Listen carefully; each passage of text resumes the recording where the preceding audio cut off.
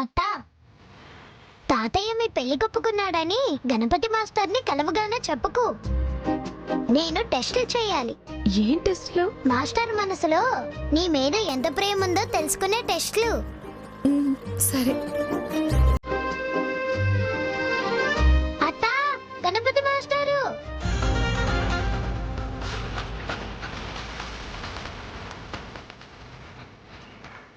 ఏ auto తిప్పు.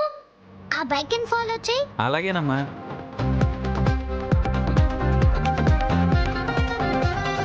త్వరగా పోనీ, ఆ మాస్టర్ ముందు ఆపు. ఆయన వాలకం చూస్తుంటే మాస్టర్లా లేడమ్మా, ప్యూన్లా ఉన్నాడు. నోరు జాగ్రత్త. ఆయన మాస్టరే. మాస్టర్ని పట్టుకుని ప్యూన్ అంటే కళ్ళు పోతాయి. నువ్వు ముందు పోనివయ్యా బాబు. సరేనమ్మా.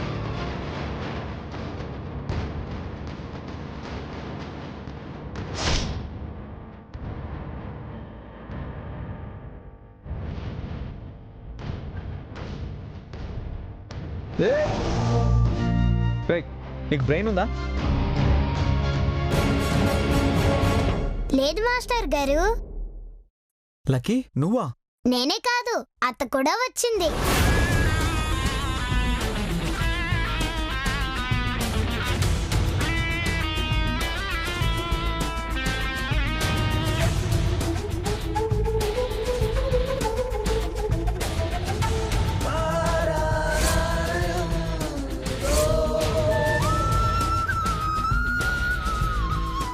ఈ అవతారం ఏంటి మాస్టారు? మీరు అసలు మాస్టరేనా? ఇప్పుడు నీకు ఆ డౌట్ ఎందుకు వచ్చింది? నాకే కాదు, ఆటో అంకుల్ కి కూడా అదే డౌట్. ఈ గెటప్ ఏంటి? ఈ సామాన్లేంటి? ఆ, అది ఆ, అది ఆ, అది అది కాదు, ఏంటో చెప్పండి. ఈ టైంలో మీరు స్కూల్లో కదా ఉండాలి. స్కూల్ అంటే విద్య నేర్పించడం ఒకటే కాదండి. శుభ్రము, క్రమశిక్షణ, వ్యాయామాలు అన్నీ నేర్పిస్తాం. అంటే ఇప్పుడు మన బడి శుభ్రత మన బాధ్యత అనే ఒక ప్రోగ్రాంలో భాగంగా మేము పిల్లలందరం స్కూల్ని శుభ్రం చేసుకుంటున్నాం. అయితే పిల్లల్ని పంపించి ఇవన్నీ తెప్పించలేంగా, అందుకే నేనే తీసుకెళ్తున్నాను. నిజమా? నువ్వు ఊరుకోత. ఆయన ఏం చెప్పినా నమ్మేస్తావు. అసలు మా స్కూల్లో అలాంటి ప్రోగ్రామే లేదు. మీది ప్రైవేట్ స్కూల్, మాది గవర్నమెంట్ స్కూల్, అందుకే అలాంటి ప్రోగ్రాం లేదేమో. అయినా నువ్వు స్కూల్కి వెళ్ళకుండా ఏం చేస్తున్నావు? మాకు యూనిట్ టెస్ట్లే, ఓ. అందుకే హాఫ్ డే స్కూల్. అవునా, సరే. ఏంటి సరే? మీరు మా అత్తతో పెళ్లి జరగాలని ఎలాంటి ప్రయత్నాలు చేయట్లేదా?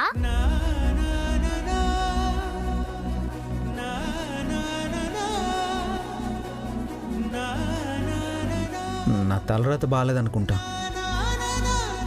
ఇలా జరుగుతుందని అస్సలు ఊహించలేదు. తలరాత అనుకొని సైలెంట్ గా ఉంటే మా అత్త తల మీద జీలకర్ర బెల్లం వేరే వాళ్ళు పెడతారు.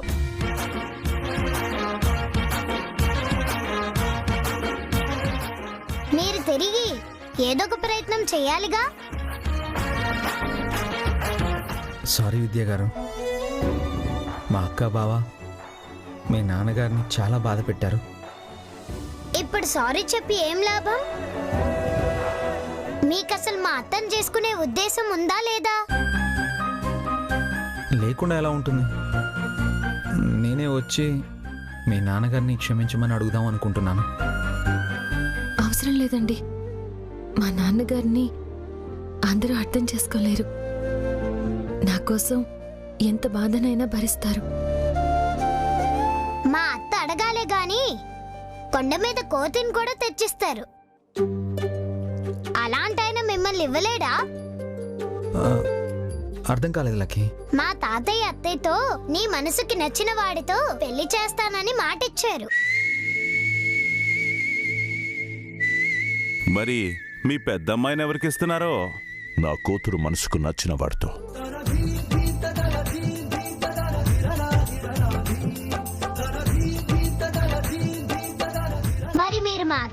టీచర్స్ ని ఎంతలా గెలుచుకుంటారో చూడాలి. నిజం అండి? మీరలా అడగగానే మా అత్త సిగ్గుతో మొగ్గైపోయింది చూడండి.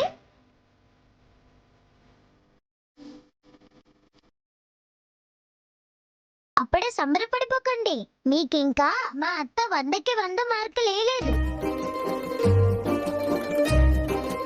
మీరు మాస్టర్ కాబట్టి 50 మార్కులు వేసింది.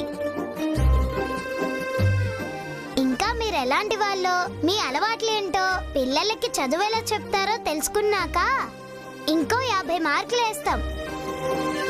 అప్పుడే మ్యారేజ్ డ్రీమ్స్. నాకు ఎలాంటి బ్యాడ్ హ్యాబిట్స్ లేవండి. అవన్నీ మిమ్మల్ని ఫాలో అవుతూ తెలుసుకుంటాం, మీకు తెలియకుండా.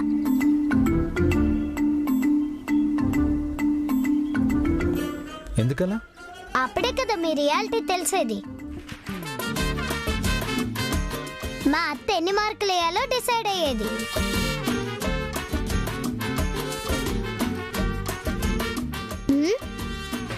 ఏంటి మాట్లేదు?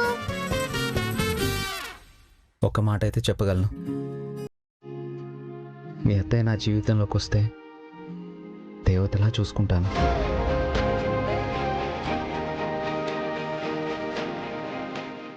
సరే విద్య గారు, వెళ్ళొస్తాను. అక్కడ అందరూ నా కోసం ఎదురు చూస్తుంటారు.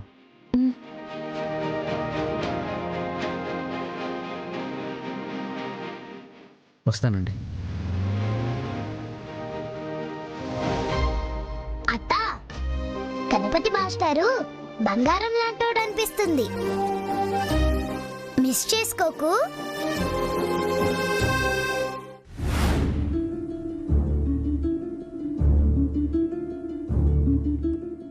కానీ వాళ్ళ ఇంట్లో వాళ్ళు చేసిన అవమానాన్ని అంతలోనే మీరు ఎలా మర్చిపోయారో అర్థం కావట్లేదు నాన్న. కూతుర్ని కన్నప్పుడు ఆమె సంతోషం కోసం ఎన్ని అవమానాలైనా సరే మర్చిపోవాలి మురళి. కూతురంటే మళ్ళీ మన కడుపున పుట్టిన అమ్మరా. అందరూ అనుకుంటుంటారు, నాన్నెందుకు ఇంటి పేరు నిలబెట్టే కొడుకు కంటే వేరే ఇంటికి వెళ్లే కూతుర్ని ఎందుకు ప్రేమిస్తారు అని. ఎందుకంటే కొడుకు తండ్రికి తలకొరివి పెట్టే వరకు పక్కనే ఉంటాడు, కానీ కూతురు అలా కాదు. అప్పటి వరకు నాన్న ఎక్కడికి వెళ్తున్నా ఎదురొచ్చే కూతురు కంటికి దూరంగా ఎక్కడ ఉంటుందిరా. చూడాలనిపించినా తరచూ వెళ్ళలేడు. అందుకే కూతురు మీద అంత ప్రేమ పెంచేసుకుంటాడు. అంత ప్రేమగా చూసుకున్న కూతుర్ని ఒక ఇంటికి పంపించాలంటే నాకంటే ప్రేమగా నా కూతుర్ని అత్తారింట్లో చూసుకునే వాళ్ళు ఉన్నారన్న ధైర్యం కావాలి. అలాంటి ధైర్యం నాకు గణపతి వాళ్ళ కుటుంబం ఇచ్చిందిరా. ఏంటన్నా మీరనేది? అవును మురళి, గుడి పని మీద నేను పక్క ఊరు వెళ్ళాను. గుడి పక్కనే గణపతి పనిచేసే బడుంది. పార్వతమ్మ, బాగున్నావా? బాగున్నాను. మీరెలా ఉన్నారు? బాగున్నానమ్మా.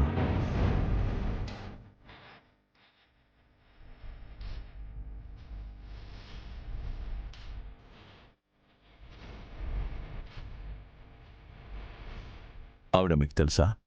ఎందుకు తెలియదండి, బాగా బ్రతికిన కుటుంబం. టైం బాలేక అప్పులు పాలయ్యారు. వాళ్ళ ఆయన చనిపోయిన దగ్గర నుంచి అప్పులు అనాపైసలతో సహా తీర్చేస్తుంది. కష్టపడి కొడుకు టీచర్ అయ్యాడు, మంచి గుణవంతుడు. ఆవిడ ఓపిక్కి మనసుకి చేతులెత్తి దండం పెట్టకుండా ఉండలేమండి. రోజు 10 మంది పేద పిల్లలకి అన్నం పట్టుకొస్తుంది. ఈరోజు అన్నం తీసుకురాలేదా? ఆకలి వస్తుందన్నా.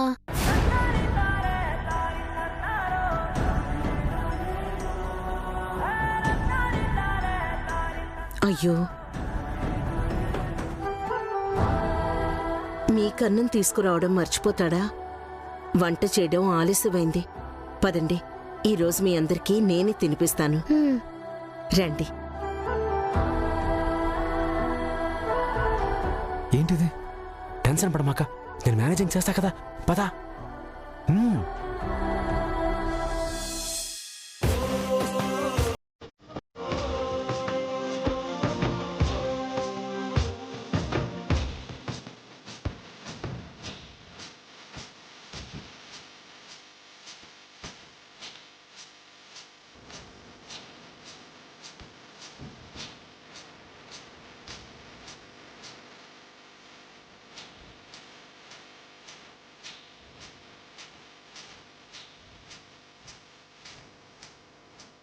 తినండమ్మా.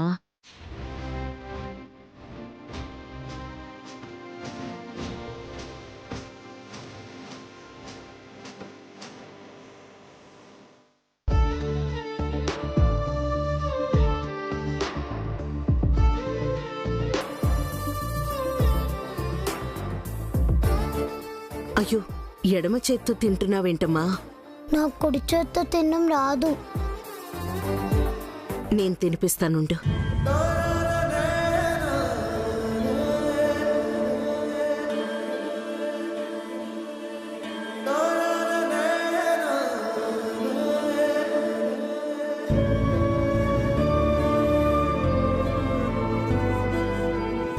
నా కూతురు అల్లుడు చేసిన తప్పుకి నా కొడుకు జీవితం నాశనం అవుతుంది.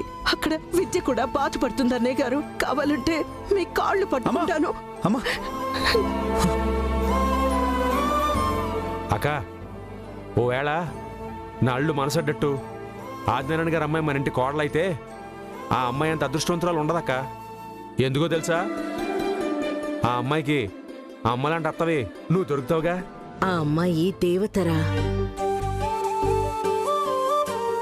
మంచి మనసుంది, మనుషుల్ని ప్రేమిస్తుంది, అర్థం చేసుకుంటుంది. అలాంటి అమ్మాయి మన ఇంటి కోడలవ్వాలంటే మనం అదృష్టవంతులం అయ్యుండాలరా. అదృష్టవంతులం కాదు కదమ్మా.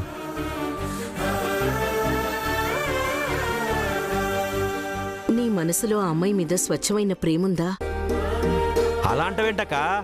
అల్లుడు ఆ అమ్మాయికి గుండెలో గుడిగట్టేశాడు. మన మనసు కోరుకునే దాంట్లో ఎలాంటి కల్మషం లేనప్పుడు దేవుడు మన కోరికను నెరవేరుస్తాడ్రా.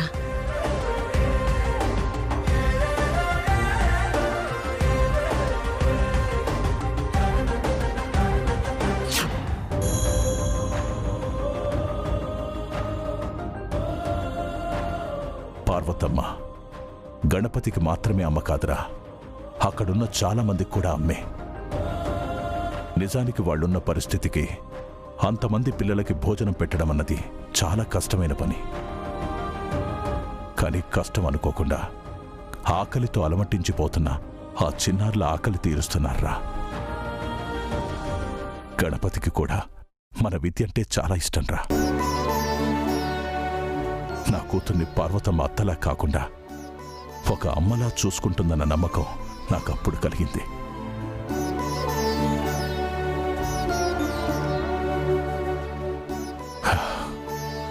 అందుకే వాళ్ళ ఆస్తిని చూడకుండా నా కూతురి మనసుకి నచ్చినట్టు గణపతి మాస్టర్తో పెళ్లి చేద్దామని నిర్ణయించుకున్నాను. కానీ నాన్న, విద్య ఆనందంగా ఉంటుంది మురళి. అంతగా డబ్బు విషయంలో కష్టాలు వస్తే ఆదుకోవడానికి ఈ నాన్న ఈ అన్న ఉన్నారు కదరా.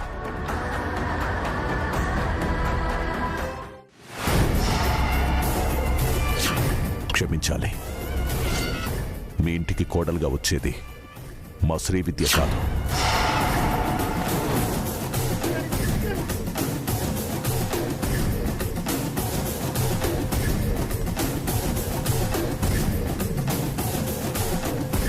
నువ్వు చేసిన పనికి నా తల ఎక్కడెట్టుకోవాలో అర్థం కావట్లేదురా. ఇప్పుడేమైందని నేనే అనుకుంటే నువ్వు నాకన్నా సిగ్గిడి చేసిన వాళ్ళ ఉన్నావేంట్రా? ఆయన రెండో అమ్మాయిని చేసుకోండి అని అన్నాడో లేదో, నువ్వు గంగిరెద్దులా తలాడించేశావు. నువ్వట్టా అనేసరికి షాకులో ఒక్క క్షణం నా మాట పెగలేదు. గంగిరెద్దు తలాడించినా కాళ్లతో దండమెట్టినా అది మన మీద ప్రేమతో కాదు. కానీ నువ్వు ఆ విద్యని ప్రేమించానని, చేసుకుంటే ఆ పిల్లనే చేసుకుంటానని కూసావు కదరా. ఇప్పుడేమో పెళ్లికి మొహం అసినోళ్ళ ఏదో ఒకటి దొరికితే చాలనుకున్నావేంట్రా? నేనిప్పటికీ ఆ విద్యనే ఇష్టపడుతున్నానే, కానీ ఆ విద్య నన్ను కాదంది. కనీసం నన్ను దేకను కూడా దేకట్లేదు. నన్ను కాదని ఆ గణపతి గాడిని ఇష్టపడుతుంది. వాడితో పెళ్లికి సిద్ధపడి కూర్చుంది. నా ముందాడు దేనికి పనికిరాడు. వాడికి ఆస్తి లేదు, అంతస్తు లేదు, ఆఖరికి ఊళ్ళో వాడింటికి పరువు కూడా లేదు. అయినా సరే వాడు కానీ వాళ్ళ అమ్మ కానీ ప్రతి విషయంలో మనకన్నా తోపుల్లా ఫీలింగ్ ఇస్తారు. అలాంటిది రేపు ఈ పెళ్లి జరిగితే వాణ్ణి ఆపగలమా? నన్ను కుక్కని చూసినట్టు చూస్తారు. మనం అడిగినా నాకు పిల్లనివ్వకుండా వాడికిచ్చారని అడిగిన వాళ్ళకి అడగని వాళ్ళకి దండోరా వేసి మరి మన పరువు తీసేస్తారు. ఊరంతా నన్ను హీనంగా చూస్తారు.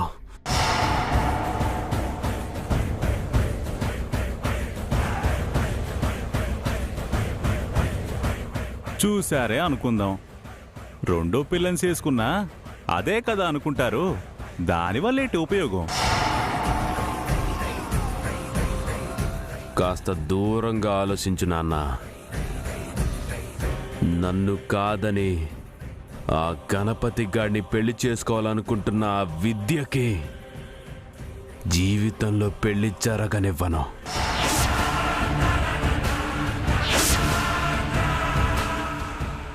ఇద్దరు కూతుళ్ళకి ఒకే మండపంలో పెళ్లి చేయాలని ఆయన కోరికంట. అదే మండపంలో ఆయన కల కలగానే మిగిలిపోతుంది. నాకు నిధికి పెళ్లి జరుగుతుంది. ఆ గణపతి గాడిని పోలీసులు అరెస్ట్ చేసి తీసుకెళ్తారు. మళ్ళీ బయటికి రానివ్వరు. అప్పుడు ఆదినారాయణ పరువుకి నేను తాళి కడతాను. మీ కోపం ఆవేశం చూస్తుంటే నాకు భయమేస్తోందయ్యా. రేయ్, ఆ ఆవేశంలో పిచ్చి పనులు చేసి నువ్వు ఇరుక్కోకు. నేనే ఏదో ఒకటి చేసి ఆని పెళ్లి పీట లెక్కకుండా ఆపేస్తాను. ఒక్కసారి ఆపటం కాదు నాన్న, జీవితాంతం వాడికి ఆ విద్యకి పెళ్లి కాకుండా చెయ్యాలి. నేను ఆవేశంలో మాట్లాడటం లేదు, ఆలోచించే మాట్లాడుతున్నాను.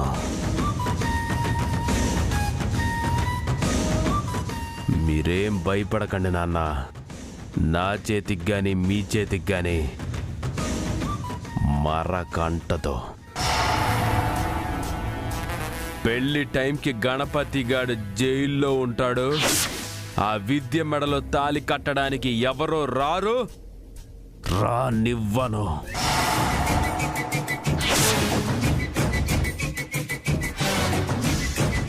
చెల్లి పెళ్లి జరిగి దాని పెళ్లి జరగలేదని, నష్టజాతకురాలని ఊళ్ళో వాళ్ళందరూ అనుకునేలా చేస్తాను. అది ఏడుస్తుంటే దాని ఏడుపు చూస్తూ నేను ఆనందంతో నవ్వుతూ ఉండాలి.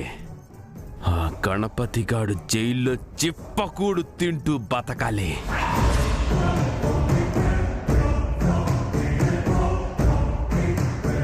అప్పుడు వాడికి బలుపు తెచ్చిన ఆ మాస్టర్ ఉద్యోగం కూడా ఊడిపోతుంది.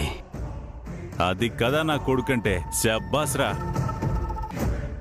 నన్ను కాదని ఆ గణపతి గాడిని చేసుకుంటానని చెప్తే అంతా అయిపోయినట్టే అనుకుంది ఆ విద్య రాని విద్య.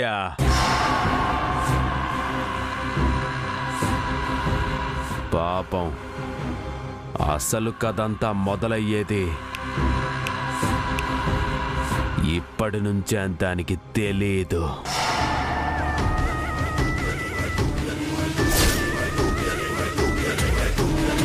ఒక్కరోజు కాదు నాన్న, జీవితాంతం ఆ విద్యకి నరకం అంటే ఏంటో చూపిస్తాను.